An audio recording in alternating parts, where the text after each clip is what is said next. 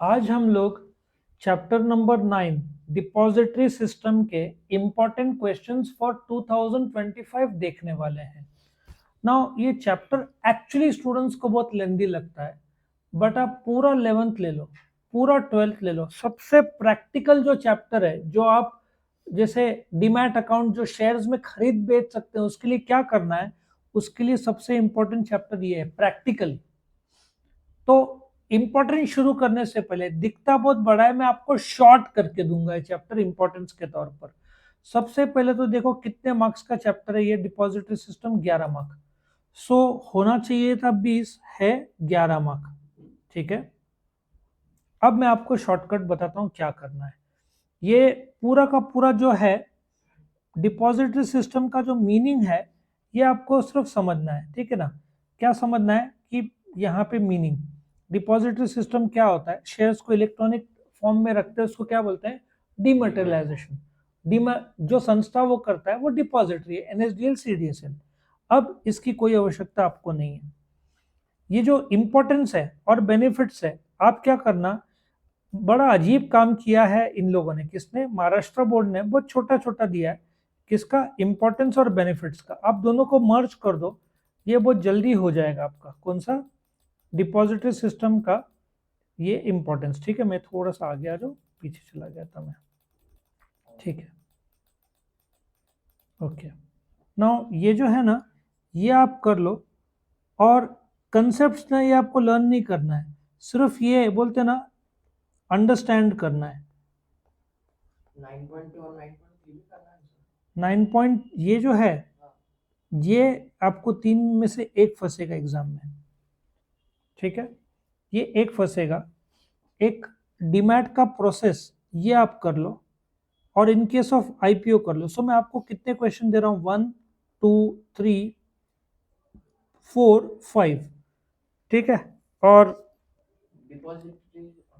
Importance of depository और benefits आपका 1 घंटे में हो जाएगा। कॉन्स्टिट्यूएंट्स आपको करना चाहिए। कंसेप्ट सिर्फ अब डीमैट क्या है, डिपॉजिटरी क्या है, एनएसडीएल सीडीएसएल, ये आप करो।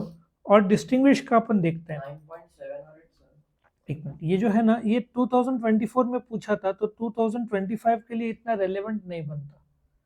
ठीक है, आप एक बार रीड कर लेना, एग्जाम में इमरजेंसी केस में काम में आएगा, लेकिन रिपीट तो नहीं करेंगे वो लोग डीमैट, क्योंकि इतने सारे। और एक और चीज उन्होंने क्या किया है, मैं बताता हूँ। ये जो डिस्टिंग्विश में डीमैट और रीमैट 2024 में आया है, अब इन लोगों ने चैप्टर नंबर 2 में इक्विटी प्रेफरेंस पूछा नहीं था, शेयर्स डिवेंचर्स पूछा नहीं था, सो वो डिस्टिंग्विश ऑटोमेटिक आएगा। डिविडेंड इंटरेस्ट के बजाय 99.99% मैं आपको डिस्टिंग्विश बता दूं, डिविडेंड और इंटरिम डिविडेंड आएगा 2025 में। और इधर जो है राइट्स और बोनस की जगह पे इक्विटी प्रेफरेंस या शेयर्स डिवेंचर आएगा। दो तो मैंने ऑलरेडी आपको बता दिया, मतलब इक्विटी प्रेफरेंस, शेयर डिवेंचर्स और डिविडेंड, इंटरिम डिविडेंड, 3 में से 2 99.99% आएगा। अब सिर्फ एक चैप्टर में, या तो फर्स्ट में से या थर्ड में से एक फंसेगा। मतलब आपने ये डिस्टिंग्विश स्किप किया तो भी चलता है, नॉलेज के लिए एक बार रीड कर लेना। और मैं यदि होता सेटर तो मैंने डाला भी नहीं होता, क्योंकि रिमैट 2022 के दिसंबर में बंद कर दिया है, तो ये तो जन्म आप देखोगे नहीं। शेयर सर्टिफिकेट को कागजी रूप में रिमैट बोलते हैं, इलेक्ट्रॉनिक रूप में डीमैट बोलते हैं। ठीक है, अभी आपको कागजी रूप मिलेगा नहीं, ये खत्म हो गया, तो पूछ के मतलब ही नहीं है, वो जमाना चला गया। 10 साल पहले वैलिड था, अभी इसका कोई वैलिडिटी भी नहीं है, पूछ के कोई मतलब नहीं। वो वाली बात है, आपको पूछ रहे कि पोस्टल में पोस्ट कार्ड कैसा होता है, एनवेलप कैसा होता है, ये 30 साल पहले चलता था, अभी सब कुरियर करते हैं, तो रेलेवेंसी इसका नहीं रहा। आपको ये कॉन्स्टिट्यूएंट करना चाहिए, डिपॉजिटरी करना चाहिए। और ये जो है ना, बेनिफिट्स, एडवांटेजेस और इंपॉर्टेंट, मतलब देखा जाए तो ये चैप्टर में ज्यादा करना ही नहीं है। Important, benefit, constituents, concept, terms आपको सिर्फ समझना है। डीमैट प्रोसेस, आईपीओ और डिपॉजिटरीज इन इंडिया, ये क्वेश्चन एक कर लो, क्योंकि इसके मार्क्स थोड़े से हैं। मार्क्स कितना है, 11 मार्क है। सो ऐसा भी हो सकता है 4-4 मार्क के दो, एक कंसेप्ट 2 मार्क का और एक ऑब्जेक्टिव, ऐसा 4-4-2-1 ऐसा एग्जाम में आएगा।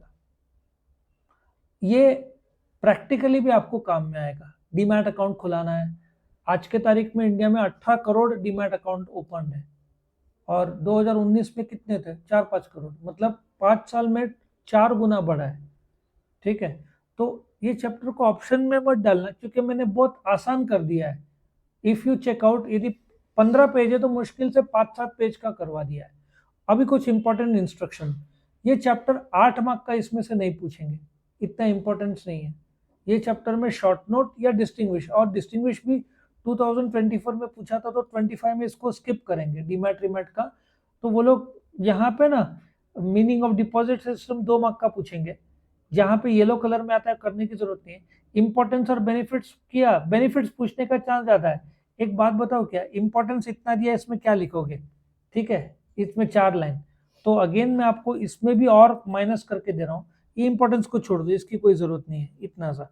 और इंपॉर्टेंस पूछा तो आप बेनिफिट्स के पॉइंट लिखा तो भी सेम है।